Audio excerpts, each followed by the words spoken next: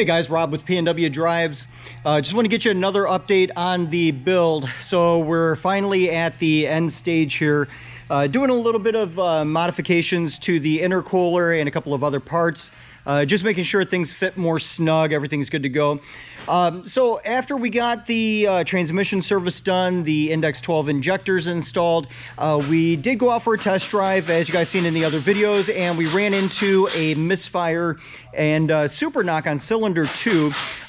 Corey had tracked that down to a leaking fuel injector, so we got all that taken care of, and went back out, and we were still getting some weird hesitations, or almost felt like a misfire, or kind of like a little hiccup. And that was usually at low, medium RPMs, high load, and then yeah, just it was kind of odd. So we ended up flashing the MHD Stage 2 Plus off-the-shelf tune back on the vehicle.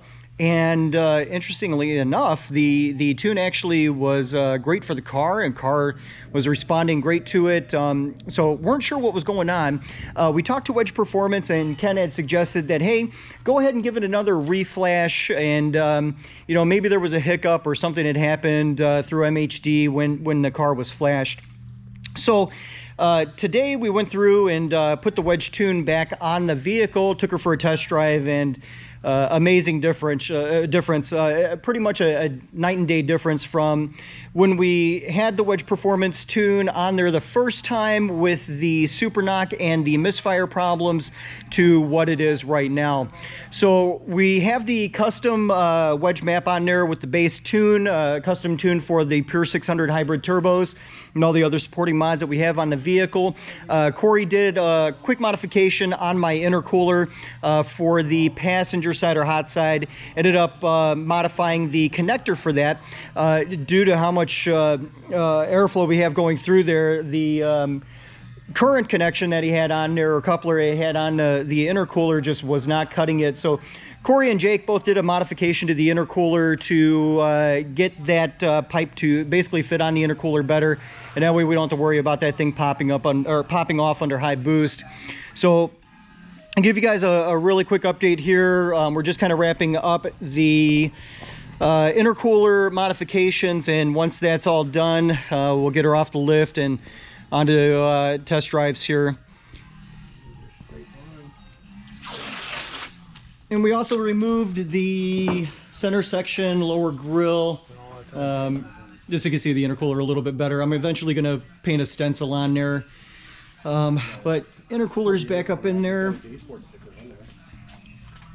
And the modification done with the metal coupler that's on there. So we are good to go. Just getting everything connected now. Too much boost. Yep. Said no man ever. We just had to cut up your intercooler as well. Yep, all good. Definitely understandable. With this much power, guys, you know, things are tweaking and twisting a little bit. You know, we have good engine mounts and transmission mounts and all that good stuff in there. So try to avoid the flexing as much as possible when you're pushing almost double the horsepower and torque. Things are gonna give and things like that. So it's awesome having a group of techs here that know what they're doing with BMWs, can find quick solutions to all sorts of these little bugs that keep coming up, you know, from modifying the vehicle. But after taking it out for the drive today, guys, we're all pretty happy with how she's performing.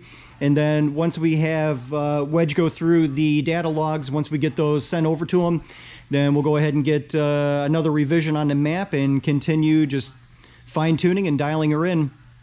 But all right, that's it for now, guys. That's the latest update. Everything's running great. No problems. Super happy with all the work and how the car's performing. It's just a rocket now.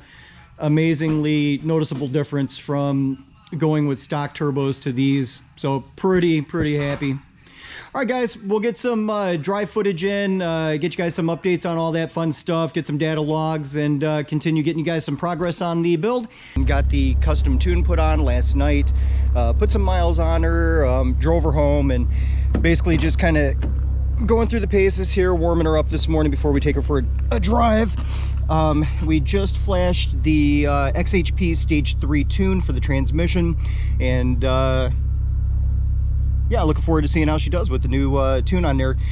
Just as a safety precaution, we went to a stock transmission tune after flashing the custom ECU tune from Wedge, and car was running great, so we went ahead and put a stage 1 transmission tune on it. Car was shifting great again, so now we're going to go back to the old transmission tune that I was running before, which was the stage 3 from XHP.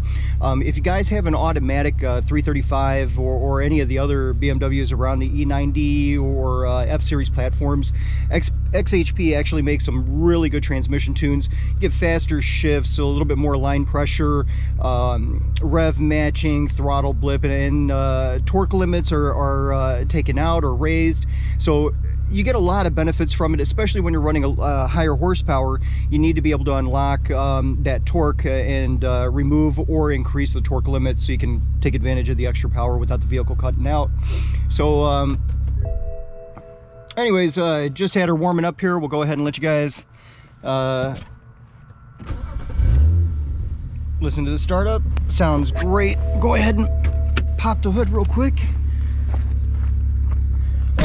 Don't have the valve cover on right now. It's just the we're still kind of testing everything out. There she is.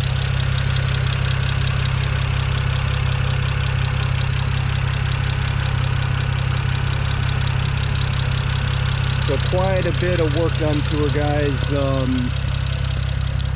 So basically what we've done to the car, she's full bolt on. Before she had Berger Motorsports dual cone intakes just for sound, upgraded intercooler, catless downpipes, and just running a stage 2 plus MHD off-the-shelf tune along with the XHP stage 3 tune. And I was running that for about a good year and a half or so, and super happy with how she was performing.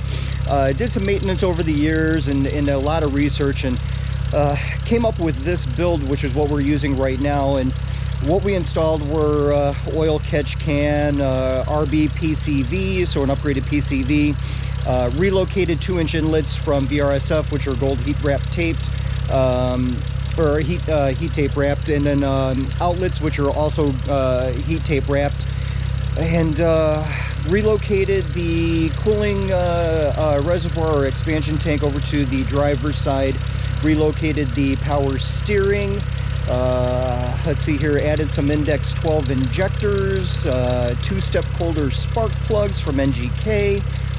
Basically those are S55 spark plugs, and plugs are running great, actually gapped.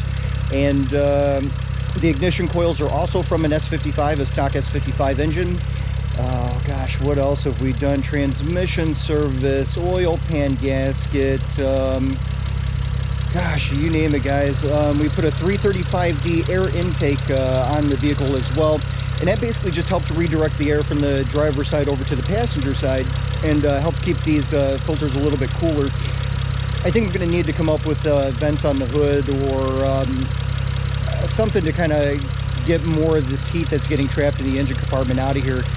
The filters and stuff on the passenger side are getting pretty hot, so I think we're going to look at a solution, either aftermarket hood or maybe putting some vents over on that side and cutting up the current hood. But not happy with the hood right now. She's dinged up real bad from the drives and some spirited driving, and got a little bit of a dent on one side, so planned on eventually replacing the hood as well as the front bumper, maybe to something like an M2 style bumper.